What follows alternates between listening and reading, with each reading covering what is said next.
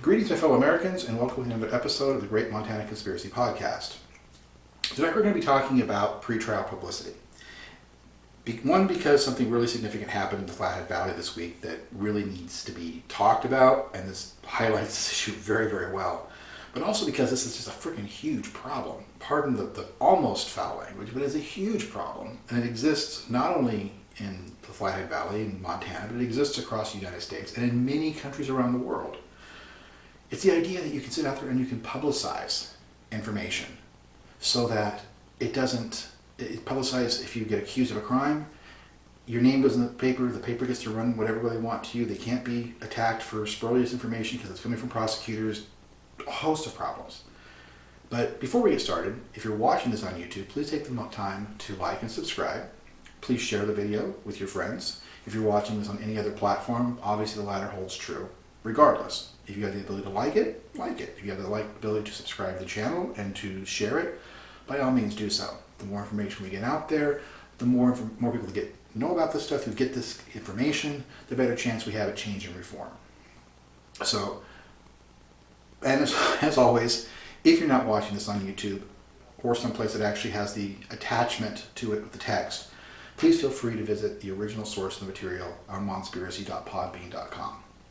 Now, that all being said, tonight's subject.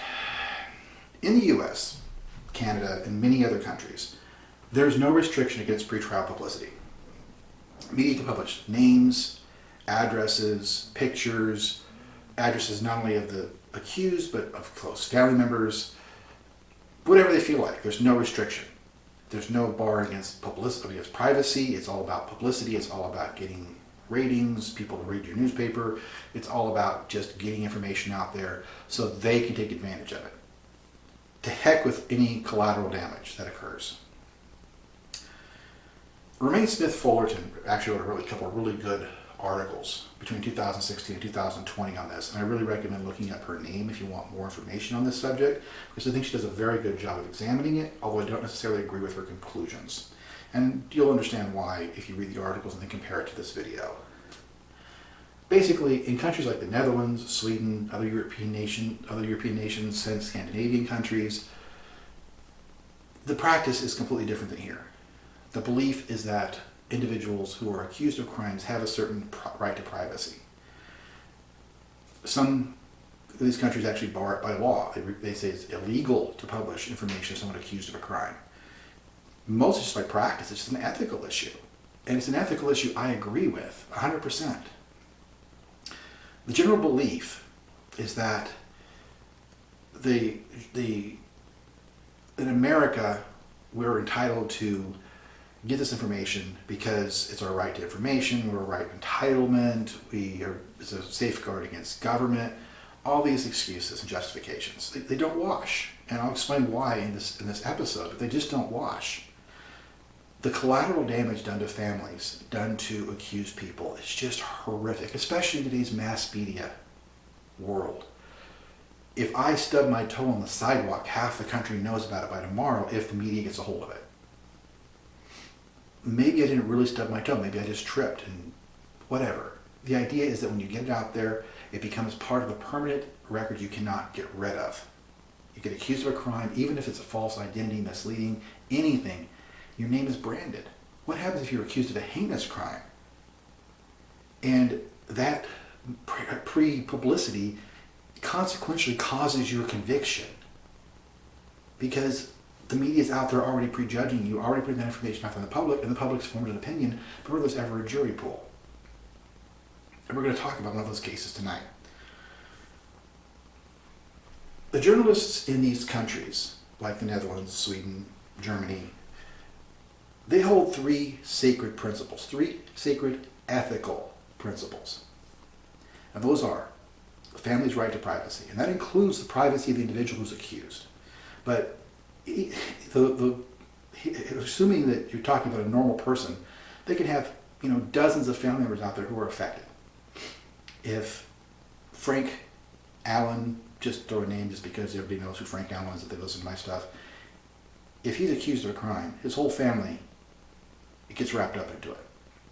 I'm accused of a crime. My whole family gets wrapped up into it. Matter of fact, my family heard the allegations from law enforcement, heard their version, and then dissolved any relationship with me because of what the prosecution and the law enforcement told them. Never even came to me and asked for clarification. Cut me off. The damage is irreversible, irreparable. And I speak of this from personal experience. I was in jail for 16 months before I ever saw a trial. They took advantage of that time to harass, antagonize, provoke my family all across the country, not just in Montana. They called Kansas, they called California, they called in Colorado, they called wherever they could find members of my family, they called and talked to. They spread disinformation with the intention of causing me harm. And they're allowed to. They're allowed to because the laws don't prevent them from doing it. They're not allowed, once again, this comes down to the question of government versus private. As a private person, if I go out and I spread misinformation about someone, I can be sued. Slander, defamation, it's being malicious if I'm provoking harm against the individual doing so. Law enforcement has no such consequences. A police officer can go down and tell anyone that I've committed a crime, no matter if it's true or even if the officer believes it, no consequences. I go out and I do that, there's consequences. When you have no consequences, I've gone over that so many times in other podcasts, you can certainly go back and look at those. But the family's right to privacy is paramount to these European nations. The accused person has a family. They have children. They are all vulnerable to harm through naming the accused. And they've not chosen to be part of the story, nor have they committed a crime. But they still face the collateral fallout damage from this rumor, speculation, the accusation, the stigma attached to whatever the charge and crime is. And remember, these people are supposed to be innocent until proven guilty, which means that the person may not have actually committed the crime, but their entire family is going to be affected by it, by the publishing of that person's name. And remember, in many countries, including the United States, many times media publishes that very information. They publish the family's names. They publish the family's contact information, where the children go to school sometimes. They publish this information because there's no restrictions or laws against it. The second inherent ethical issue is that, as I just mentioned, they are innocent until proven guilty, and they're also entitled to the right of rehabilitation. Media coverage can obliterate an accused's genuine presumption of innocence because the public has already given information, not given the defense, not given the just given the prosecution's story. Just given the information that's public record, which is the accusation made by the prosecutor. And as a consequence, it gets out there. People believe it, people take it as truth. And when they take it as truth, it makes it impossible for them not to just completely just put this out of their mind if they're selected for a jury. And there's no justice in that. It is not the role of the media to judge. And when they do, innocent people's lives can be ruined, obliterated.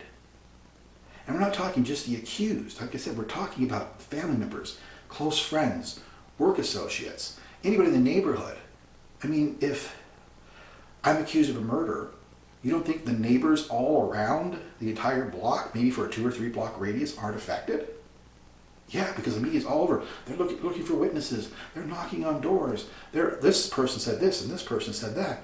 And before you realize that the entire neighborhood's wrapped up in it. Because there's no restrictions. When there's no restrictions, people don't care. They just don't care.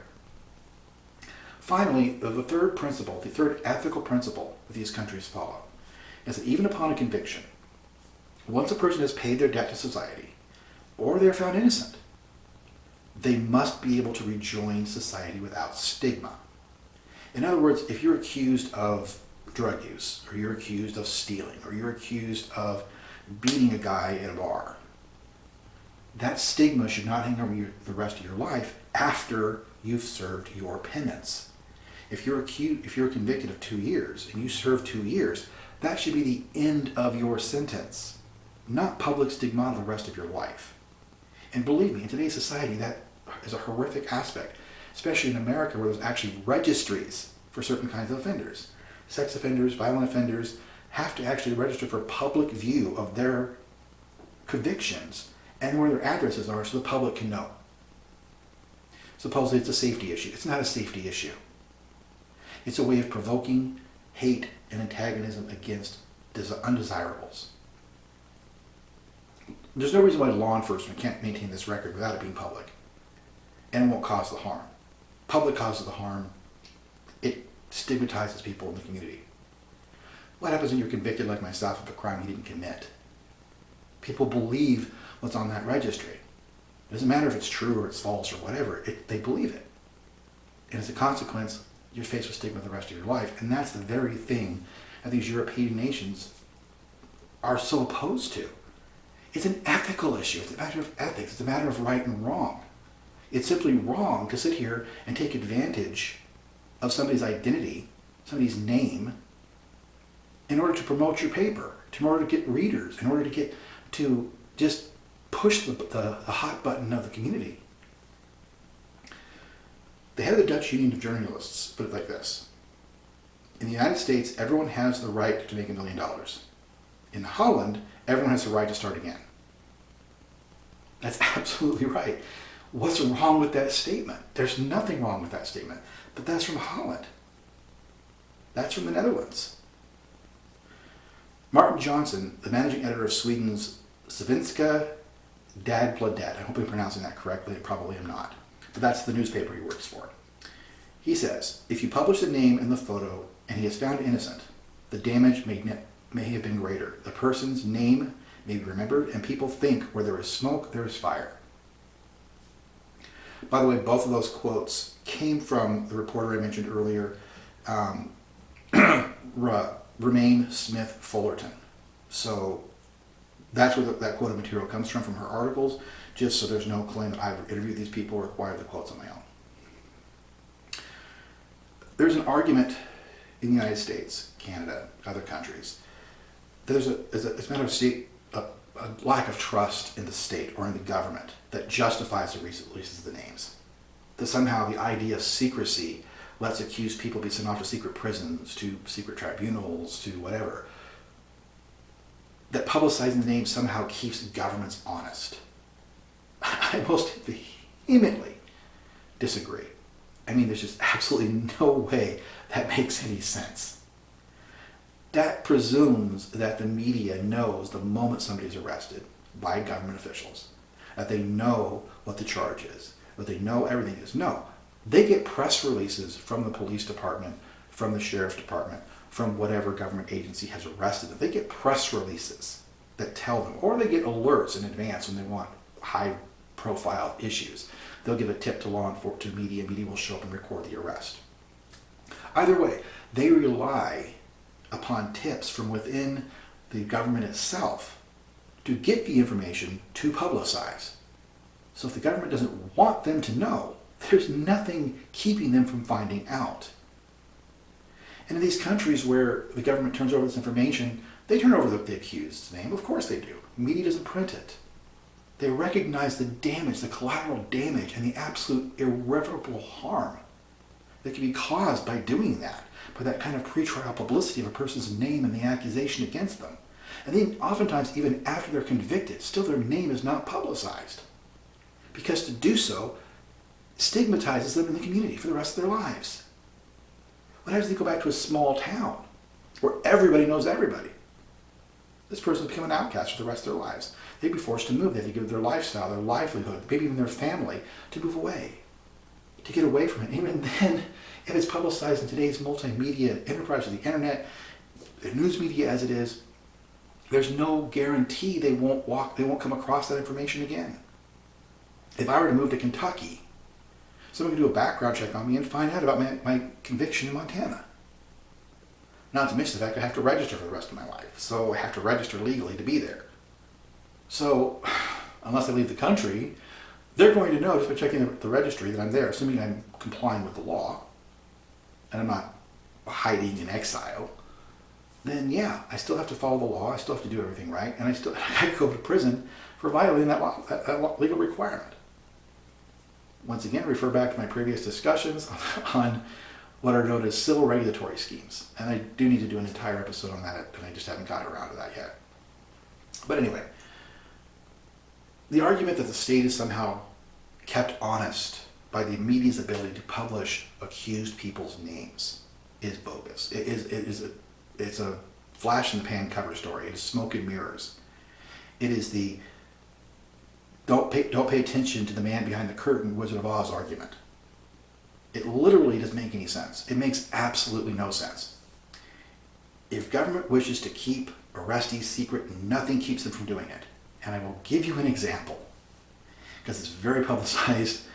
Back on July 15th, 2020, during the middle of anyone who's probably watched the news is aware that the United States went through some unrest following the death of George Floyd.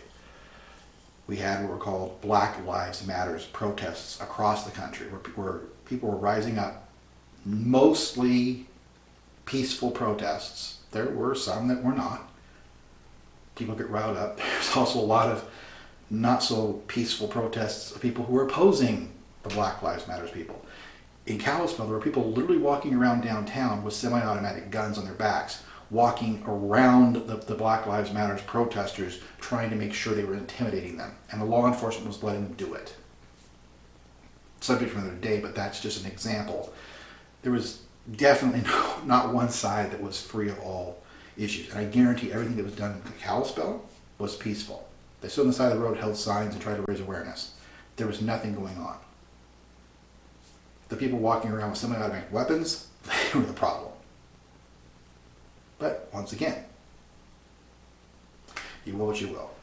But anyway, the gentleman's name in question is Mark Petitone. On July 15th, 2020, he was attending a Black Lives Matter protest, and he was walking away from it with a couple other people, and he was abducted. He'd been hearing public warnings that since the night before, unmarked vans had been abducting protesters. Now, keep in mind, there had been reports all across the country of anti-BLM groups and movements who were abducting, terrorizing, harassing Black Lives Matter protesters. So when you hear that you have unarmed vans driving around picking people up, people walking, in military fatigues with just picking people up and taking them off the street, you don't think this is government. You think this is like a radical militant group who's coming to harass, possibly kill, terrorize, torture you. But anyway, Mark was walking with a couple of friends, and this unmarked van pulls up in front of him. Four or five people get out of the van. And this is coming from his own dictated story, by the way. They had no markings on their clothing, no badges, no insignias, no name tags, military fatigues, an unmarked dark minivan. So not a government vehicle, no government plates, no nothing, just a street vehicle for all intents and purposes. Pulled up in front of him aggressively. He'd been hearing these threats. He was worried about his safety, so he ran. These people did not call out identification. They did not say, halt, you're under arrest. They did not identify themselves as government officials, agents, anything. One of them just gave chase. Chased him a couple of blocks until the van swerved back around and blocked off his exit. At that point, he fell to the ground, raised his hands over his head, asked why. They didn't say a word to him.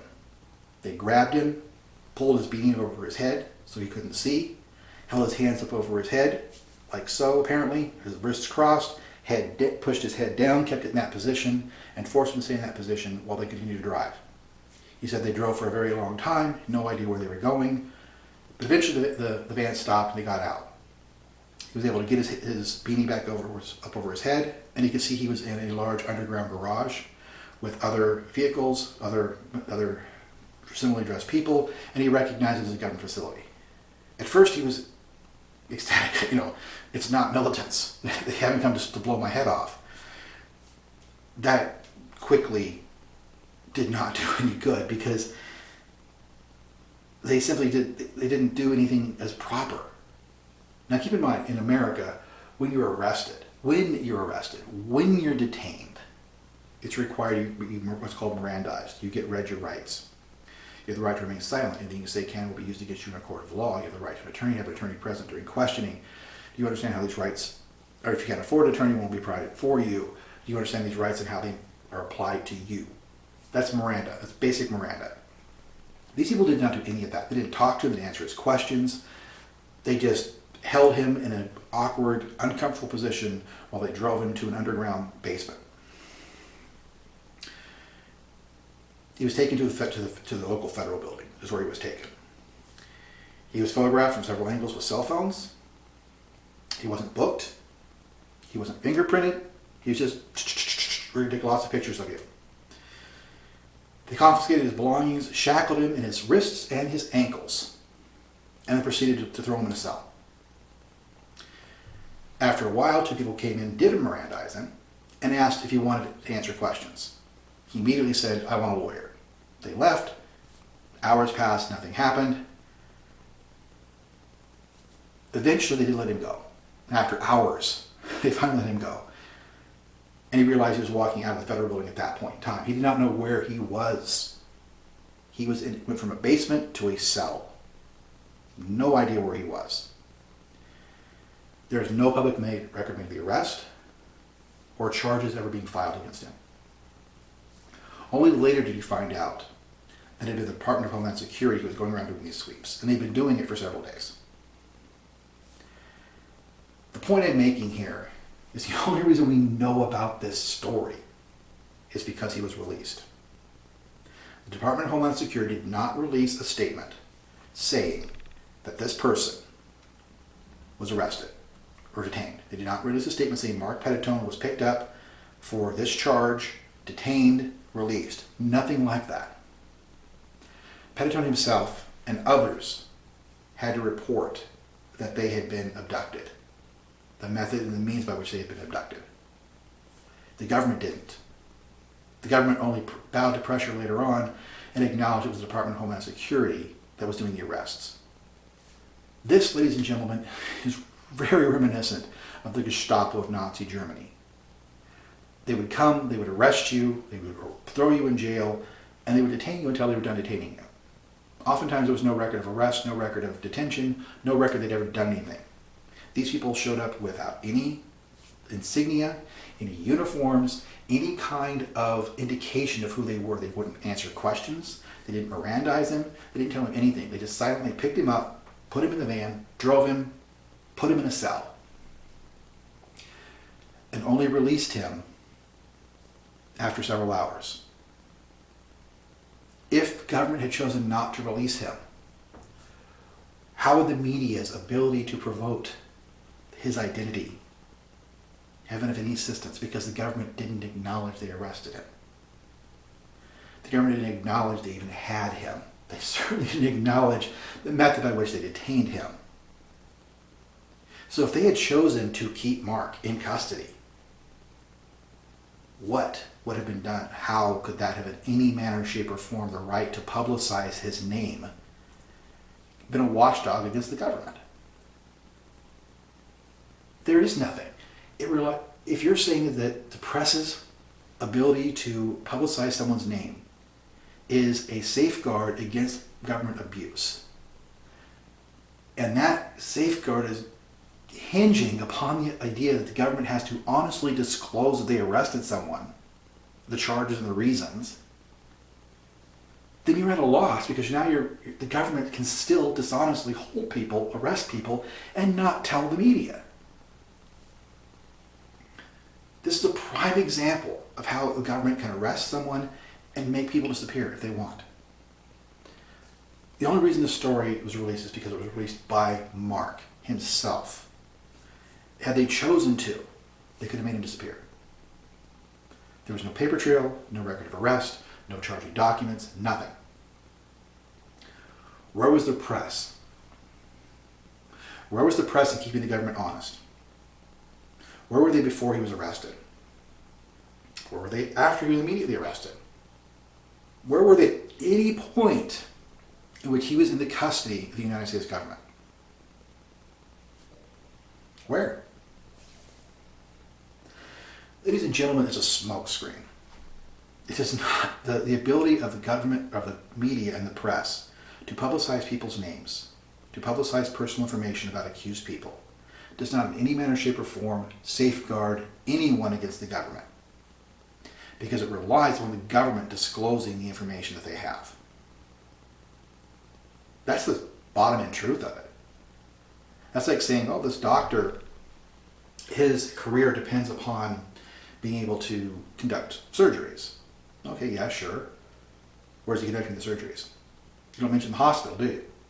It also relies upon having a hospital, a medical license, a whole host of other things, medical insurance, a whole host of other things. It's not just on his ability to operate. It's based on a whole lot of other things. In this case, publicizing someone's name and information is after the government has had their way. It's not a watchdog against misconduct. It's not. In the case of Flathead County, and I'm sure many other jurisdictions around, it's not even that. Because the media is owned by the government. I mean, not owned directly, but they work for the government. They say what the government wants them to say. They don't publicize, they don't do independent reporting. They don't stand against them. When I was accused back in 2003, when the allegation first came up against me, I was working with a reporter by the name of Phil Buck, working for CBS. When I filed the lawsuit, he was extremely interested in the story. He wanted to run with it. They came and abducted my kids, my two stepdaughters, and I immediately called him up and said, hey, I need your help. I need your help. I'm really scared right now. They've abducted my children. What do I do? It took him 2 days to get back to me. When he finally got back to me, he said, Ron, I'm sorry. I'm so sorry, but there's nothing I can do. He said, I really want to run with this story, but I took this to my bosses in Missoula, and they said that the city of Kalispell and Kalispell government is off limits. We can't run any negative stories about them. The media works for the government. They might as well be owned lock, stock, and barrel by the government. And if they're only going to run government-promoted media, it might as well be an instrument of the state. Where does the safeguard or watchdogging come in? It doesn't. Publication by media only publicizes what the government wants publicized. Media does not have an inner pipeline into government. Newspapers, the TV stations, the internet, news media, they're not branches of government with the ability to compel immediate oversight. They don't have a computer locked into the government's computer system. They don't have universal access to everything that goes on inside government buildings. They don't. They are a private industry located outside of government, and they rely entirely upon government voluntarily providing information. At best, they can appeal to sympathetic courts for release of records after the fact. But the process is slow, and it's subject to what we talked about last time, discretion. Discretion of the judge whether to even allow the request for information. And it can take be months. With Mark being arrested, detained, anything else, his friends go to the media and say, hey, our friend got picked up. Even if media were to believe him and start asking for information and start asking for freedom of information requests and try to track down Mark, even assuming they could get enough information to find out who to even subpoena for that information, they'd have to first find out that it was the Department of Homeland Security who had him. Let's say it's for a second. They don't even know who has him. They certainly don't know it's government. Remember, even Mark himself says that when he was first arrested, he thought he might have a very real probability that it was militants who were anti-Black Lives Matter groups who were out to try to cause harm to protesters. He didn't know it was government. So how would the media know? But even assuming the media got that much traction, and the government didn't want to release that information, they would have to go to court, file a petition under Freedom of Information for a Freedom of Information Act, order the government to comply, and then they would have to get in front of a sympathetic judge who said, yes, I agree, the public's interest is best served by disclosure of where Mark is.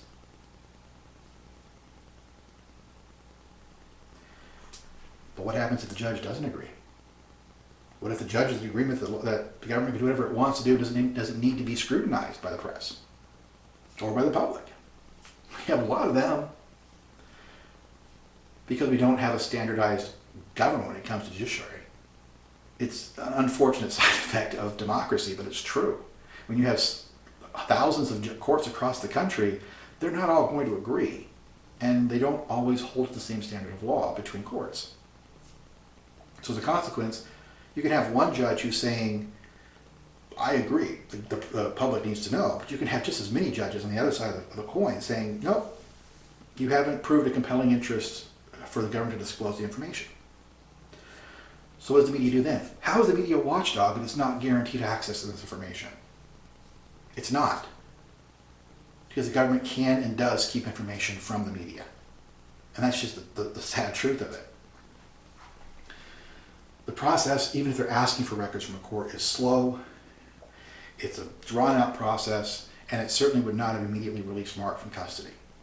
Only the voluntary release by the Department of Homeland Security even allowed Mark out, because there was nothing compelling him to release Mark. Nothing. If the government didn't want to disclose him, didn't want to release him, there was nothing anybody could have done. Nobody even knew who had him. Government, for all we know, it was Saudi militants who decided to take advantage of the unrest and come in and arrest American citizens to draw off their blood to sell on the black market. Who knows? Seriously, you don't know. 4 or 5 people in fatigues who don't have any names on their uniforms or anything else in an unmarked minivan, no state plates, no government plates, just a normal minivan. It's probably one of their personal vehicles, to be honest with you. Driving around, picking people up off the street. What screams government? What screams government in that scenario? What screams anything in that scenario? You don't know. And media cannot act as a watchdog. That's just smoke and mirrors. If their government does not want to record, make records, or excludes the release of information, where does the media protect? How does the media protect? It doesn't. And that's my point. It's not a genuine reason. It's just a justification.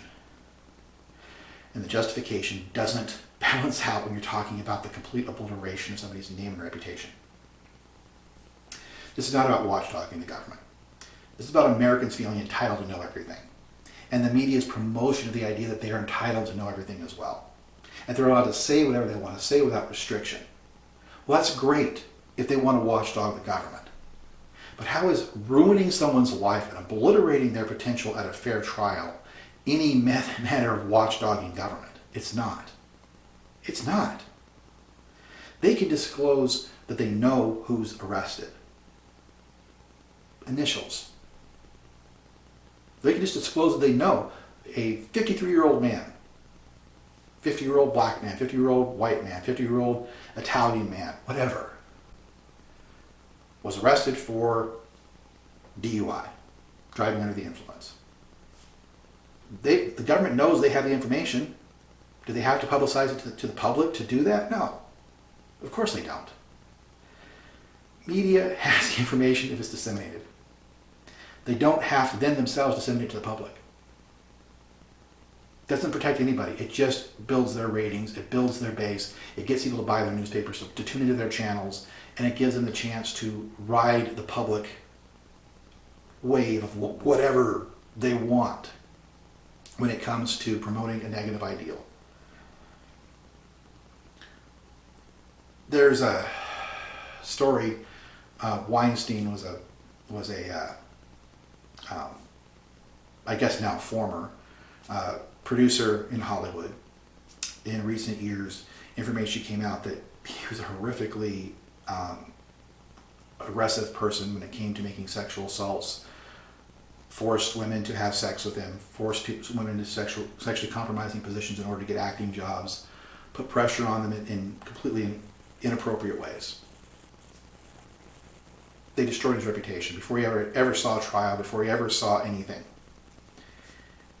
I actually like, most of the time, there's a show on TBS called Full Frontal with Samantha Bee. And I usually like the show. Weinstein went out with some friends before his trial, before he saw trial, went out with some friends to a public bar. And 3 women, and it was all recorded on a cell phone, so then they, of course, put it all over social media, all over the internet, verbally accosting Weinstein, calling him horrific names, accusing him, telling him why is he out, why does he have the right to be out here, just his horrific attacks on his person. Samantha Bee actually took this on her show, took these three people up on stage and congratulated them. That's just horrific.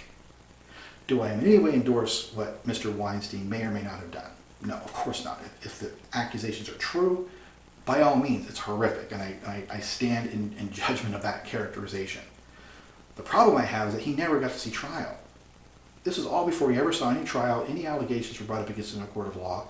He was judged in the realm of the public opinion, so much so that he was literally accosted and assaulted in public, and then a host on a very popular TV show that I normally like took them up on stage and applauded them and patted them on the back for this. Because Americans think this is what's right. It's not what's right. Mr. Weinstein, regardless of what he may or may not have done, is entitled to a fair trial by jury, or through the legal process taking a plea bargain if that's what he chooses to do. But he's entitled to fairness, and he can't have that if everybody in the country, and the world for that matter, have a predisposition because people like Samantha Bee and other media, you want to call them publicists, you want to call them reporters, whatever you want to call them, they're out there attacking his reputation because it builds their ratings. It builds their reputation, and that's what the reason why the media wants this information. Not because it serves any genuine public good. It certainly does not serve the private interests of the people who are being accused or their families. It serves the media. It's not watchdogging the government. It's not taking care of anybody else but themselves. See, the problem is that if Americans feeling entitled to know everything doesn't mean they have that right. It's an entitlement issue. They think they have the right to even personal, private things. I mean, we had to pass HIPAA law, which stands for Health Insurance Portability and Accountability Act, in 1996. We actually had to pass this law, which should have been so common sense, because it was not sufficient law universally across the country that required that people's medical records could not be disclosed. Media could walk in, ask for the medical records of a person, and the hospital had no penalty for giving it to them. Other people who might have an advantage, like say an ex-husband, or a husband in the middle of a divorce or custody, wanting to find out what the person's medical history is, goes in and gets the records from the nurse, from the doctor, from whoever. That it was even necessary to pass a law that said this is illegal is insane, that we even had to take that step and that measure. It should be common sense. If I have a medical history and I don't want people to know about my medical history, I should have the right to keep that private. People don't have the right to know if I had a cold last week. They don't need to know about my rheumatoid variant disease. They don't need to know about what medicine I'm taking to treat it. They don't need to know anything about me if I don't wish to disclose it. And keep in mind, for the record, I'm very open about what I have, what I get. I take an immunosuppressant shot, or immunosuppressant IV every 2 months. It's called Remicade. It suppresses my immune system because my rheumatoid variant disease is actually an overactive immune system. I'm very open. I have a prescription for tramadol, which is a pain reliever. I don't take it very often because I don't like the side effects. I might take a pill once or twice a month. But I have that information. I'm free to disclose it. But if I don't want that information out there, no one else should have the right to get it without my permission or consent, or even my knowledge. But people disseminate medical records all the time, and that's why the law had to be created. That's private.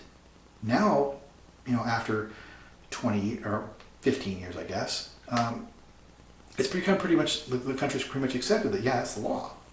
That's the law. That's right, that's fair. It was widely accepted back when it was first passed. There was plenty of people who were against it. It passed. It's still law. It hasn't been overturned. It's still good law. And people have accepted it. So why can't we accept the privacy of someone who's accused of a crime? If they're not guilty, which they're supposed to be innocent until proven guilty, the damage caused far outweighs any right to know. You have the right to know anything about yourself. You don't have the right to know anything about your neighbor. You don't have the right to know about anything about your cousin, about Jim Bob down at the grocery store. You don't have the right to know anything beyond your personal life and your personal spectrum, because that affects you. If it does not affect you, you don't have the right to know about it if it's the privacy of somebody else. If I want to be able to not disclose my conviction to people because it's embarrassing and it subjects me to an embarrassment level I shouldn't have to because I didn't commit the crime I was accused of, if I don't want to talk to people about it, I should have that right. People should not be able to go onto an internet database and search my name and find out. They shouldn't be able to go talk to law enforcement and get it. They shouldn't be able to go to a newspaper and find out that I'm accused of a crime. It shouldn't be able to be done. Because what happens if I'm innocent? And I guarantee the public was well saturated before I saw a trial. I waited 16 months for a trial. The newspaper had plenty of time to saturate, and the news media and everybody else had saturate that Ron Glick was accused of this. Accusation equivalates to guilt when it comes to the American people, because, and I hate to say that's what I felt about my fellow Americans as I start all my videos as my fellow Americans, but let's face it, as a group, we're pretty darn shallow. Most Americans are. We're into instant gratification, we make prejudgments, we feel entitled to things, we think we're right about everything. We don't take the time to examine things, we just take them at face value. What we hear first is often what we take as truth. It's true. It's just an aspect of our culture, and it's a sad aspect of our culture, because I really want people to think more. I make these videos for that very reason, but it's what we have to deal with. But so if we can pass laws about HIPAA, and we can pass laws that say it's not okay to access private medical records, how is that any different from somebody who's accused of a crime? Why can't we say that's off limits as well? Other countries around the world have done it successfully, and it's an ethical issue. It's ethically mandated. It doesn't even have to be law, because the newspapers say, you know what, we're not going to cross that ethical boundary. It's completely wrong to ruin somebody's life. Let's face it, American media does not have that ethical boundary. They just don't. I mean, there's a song that comes to mind. I think it was AC/DC. I may be wrong. I make my living on the evening news. Please give me something I can use. I mean, the whole song is about media and how they get highs and they get sickly excited over, hey, is the brain dead yet? We got a running bet in the newsroom. I mean, it's a sad state, but I think that song was out in the 70s, and it's still true today. And I hate to be laughing at this, but it's true. It's such a true perspective of how media sees things. They don't see things like normal people. They don't have the morals that we have. A lot of them don't. They don't care whose lives they destroy to get ratings. Please watch my channel. Watch my channel, my podcast, or read my newspaper articles, or read, whatever. I don't care if it's true. My slogan for this show, for this episode, and I maintain this all the time, only the truth. I do my best not to speculate, or when it comes to the realms of speculation, I clarify it. This is information that's coming from where it's coming from. I'm not speculating as to where the information comes from. I do my very best to make sure that I only speak the truth here. I don't come in here with off-the-pan accusations against people just because the news media has, or because somebody else has, or somebody else says I should cover a story. No, I'm not into sensationalistic journalism. I don't want to be that person. I want to be a person who's out here doing a genuine service, and that's providing information and details about circumstances and situations that are very paramount to American ideals. And if you're a genuine American, you should be caring about this. It's just the way it is. But there's so many Americans who don't. They've forgotten. Or they think it's cheaper and easier and more expedient to do it another way. So what happens when the media works for the government? I mentioned before, in Flathead County, that's exactly what's going on. Media works for the government. It may not be owned by the government, but it works for them. And this is what brings up the reason for this subject tonight. We're going to talk about the case of Brad Hillious. Brad was recently convicted. In fact, he was convicted last Friday as I was wrapping up my podcast recording. Remember, I record on Friday nights, release on Saturdays, I record on Monday nights, release on Tuesdays. As I was finishing up my recording, I got news that his conviction had come through, but he was convicted of first-degree murder on January 14th, 2021. On December 15th, 2020, Brad's wife, Amanda, fell down the stairs of their home. She passed away 4 days later from the injuries that she sustained from that event. Brad was arrested on December 24th, following his father's suicide that same day. Prosecutors immediately accused Brad of deliberate first-degree murder. Their story and their accusation was that Brad had deliberately killed his wife to be with his girlfriend, who they persistently called mistress, who they reported in the newspapers. The newspaper called his mistress, didn't call her his girlfriend, called him his mistress. Called her his mistress. Problem is, the papers published and what the prosecutors were spreading around the community was a largely skewed version, which deliberately withheld key information. Remember a couple of episodes ago I talked about lies of omissions. How deliberately withholding facts and details was the same as a lie. Because like, at the time I was wearing a black, red, and white t-shirt. And I said, it's black t-shirt, red and white lettering. But you can't call that a t-shirt a white t-shirt. Because it's not. That's not a true statement. It may have white on it. It doesn't make it a white t-shirt. It is actually a black t-shirt, black, red, and white. Or it is a black t-shirt with red and white lettering. But it's not a white t-shirt just because white is on the t-shirt. The omission of that makes it a lie, makes it deception. And that's what we're dealing with in this case. Although it's true, Brad had an affair, and the marriage broke up over the affair. That's the key point. It had already destroyed their marriage. The couple was already filing for divorce. Brad had filed for divorce months before this. Amanda had left the house. They were separated. Brad was trying to start a relationship with his girlfriend. Amanda returned to the home sometime in November, as I recall the details, because she lost her place. And Brad didn't want the mother of his children sleeping in a car in the middle of winter. In Montana, winters are brutal. You do not want to be sleeping in a car in winter. You just don't. And Brad, out of humanity, said, I don't want the mother of my children sleeping outside in a car. Maybe the story would have been different if it happened in the summertime. It didn't. It happened in the winter. So he let Amanda move back into the house, maintain separate bedrooms, didn't. They were not reconciling. She was there for a few weeks, a couple of months at most, while she tried to find a new place. Meanwhile, she continued to take on her role as their children's mother. And around the household, mother and father were both in the home now.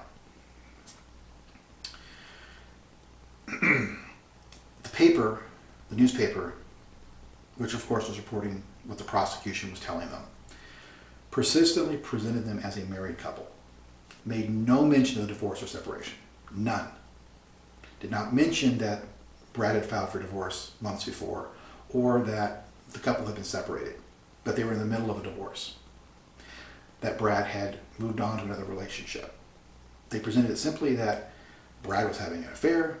Brad wanted to kill his wife to get her out of the way so he could be with his mistress.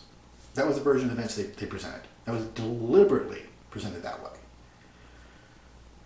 The accident occurred early in the morning while the children were getting ready for school. I mean, who would plan to kill someone with a house full of witnesses, moving around unpredictably? You had 3 children, possibly 4, moving around the house. I think there were 3 children. There might have been 4 children. I can't remember for sure. But there were multiple children moving throughout the house, getting ready for school. Not getting up, getting breakfast, not asleep in their beds, not out of the house at school. This accident happened while everyone was moving around the house getting ready for school. Remember, and I'll go into the details of what this is here in a minute, but you don't plan a murder when you have people you can't account for their whereabouts. Children, at the very least, in the best of circumstances, are unpredictable. And when they're moving around the house getting ready for school, they're even more unpredictable. You don't know where they are at any given moment. You just don't. When the medics arrived, they found Brad trying to resuscitate Amanda, giving her CPR. Who tries to resuscitate their victim? Who tries to bring their victim back to life after they tried to kill them? It kind of takes the concept of first-degree murder out of the equation, doesn't it? I mean, and let's just take a moment to look at this. These are the components of first-degree murder. There are 3 requirements, okay? They are malice aforethought, which means that a deliberate intent to kill and a blatant disregard for human life have to be present. If I'm committing first-degree murder, I have to think and intend to kill the person. And I have to do so with a disregard of human life. Seems pretty straightforward, doesn't it? Intent. Fully intend to commit the murder, do the act that led to the murder. Pull the trigger, swing with a baseball bat, whatever. I have to deliberately commit the act. But most important is premeditation. Purposeful and planned out. You have to think about the crime in advance, plan it, and then execute it based upon your plan, with your intention, the other two elements present. Brad Hillious' case lacked all 3 elements. And I'm not going to go into details of what the facts are, the defense are, but just on that basis, just on the basis of the information I've provided to you. Brad did not have to remove his wife. They were already divorcing. She'd already left the house. She only came back in for a temporary stay while she was looking for a new place to stay. She wasn't moving back in. She wasn't reconciling. She wasn't anything else. She was back in the house temporarily so she wasn't sleeping in her car. Because Brad allowed her to come back into the house. He wasn't trying to get rid of her. He was already divorcing her. He was already making plans to have his girlfriend in his life full time. His wife, Amanda, knew about this. His wife, they were still legally married, but there was no marriage. They were divorcing. Their homes were split. And she only moved back because circumstances left her homeless. Brad was found trying to revive Amanda, not kill her. If his intention was to cause her death, if he had planned her death, if he had premeditated it, why would he be trying to resuscitate her or keep her alive? He could just as easily have stepped back and called 911 and sat back and waited and said, oh, I was in shock. I didn't know what to do. He was found trying to resuscitate her. He was found trying to save her life. If you're deliberately trying to murder someone, you don't turn around right after the attempt and try to save their life. You just don't do it. And no reasonably prudent person would plan to kill somebody with witnesses in the house, moving around unpredictably. Children were moving around the house. They were getting their breakfast. They were getting dressed for school. They were getting their book bags together. They were all over the house. His father was in the house. Scott Hillious was also present. Brad could not track where anyone was in the household. There was an upstairs and there was a downstairs. He might be able to see the immediate area around him upstairs. There was a whole half of the upstairs he couldn't see because of the way the structure of the house was. And yes, I've been inside the house and I've seen the layout, and I can tell you there's no way you could track anyone back in the bedrooms or where they were coming from around the corner. He cannot have tracked who was downstairs or where they were at any given time. Why do you plan a murder when there's so much out of control around you? He had plenty of opportunities if he planned to do this at a point when the children were already at school, Scott was out of the house, and it was just him and Amanda. There were plenty of opportunities to do that. So why do it when literally everybody is in the house? Everybody. Who would plan a murder like that? And then everyone completely disregarded the fact that Scott was also in the house. They ignored that fact entirely, and the fact that Scott killed himself 2 weeks after this should have raised huge suspicions. Why would Scott feel compelled to kill himself, to commit suicide 2 weeks after this happened? The authorities didn't even want to ask that question. They just wanted to accuse Brad. The problem is, local media ran this story into the ground. at the prosecution's urging, no doubt, but definitely ran into the ground. Media published names and addresses where the murder occurred. They published names of Brad's girlfriend, openly accused her of complicity, trying to accuse her of being, involved in this in the planning and the plotting stages. Amanda's family mounted a massive social media and ground campaign. "Amanda did not deserve to die" was the slogan, running around bumper stickers and flyers all over town. They were plastered on telephone poles, buildings, cars all over Flathead County. Family members even came to Brad's house and posted them on his front door, on his mailbox, where his girlfriend was living. His girlfriend came into town. She wasn't even living here. She moved here to town to safeguard his home against vandalism because of what Amanda's family was doing. The media only covered the prosecution's chosen news bits. It subjected Brad to trial by court of public opinion over a year before he ever got to see a trial. The court and law enforcement did nothing to hinder the slander and libel campaign that was being mounted against Brad by her family members, by Amanda's family members. Law enforcement refused to protect his girlfriend from harassments and threats made against her. In the end, it fatally corrupted the jury pool. It made it impossible to find jurors who had not heard about this case or formed an opinion. The judge refused to sequester the jury and subjected them to public scrutiny. The judge refused to permit the change of venue. And by the way, the judge in this case was Robert Allison, just for record. Judge Robert Allison refused all of this. Authorities would not help anyone in this case, and they perpetuated and in permitting this. Remember, permissible abuse. We've talked about this in other podcasts. As a consequence, Brad was seen as guilty before ever seeing trial. Surprise, surprise, he was found guilty. Remember the 3 ethical rules I mentioned about from Europe? I mentioned them earlier. I went over in detail with them. Right of family privacy, right to be considered innocent until proven guilty, and the right to re-enter society free of stigma. Publication in this instance did not protect anyone but the government. It justified and validated their misconduct. It advanced their agenda and did nothing for trying to do a genuine search. No one tried to interview Brad and find out what his side of the story was. And when the information was made available, they slanted it down and said, oh, they claim this and they claim that. It's not what media and journalism is all about, but it's about what the state wanted the public to see and to believe long before there was ever a trial. It subjected the girlfriend to terror for over a year. She lived under a constant threat of harm.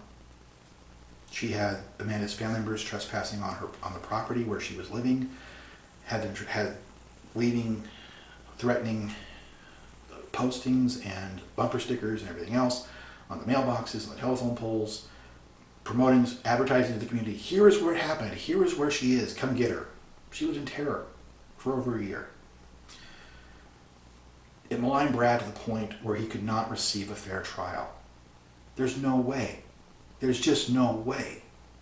Between the newspapers, the news media, the prosecution's control of all of that, and then sitting back and letting Amanda's family just run rampant with this libel and slander campaign was just impossible to overcome.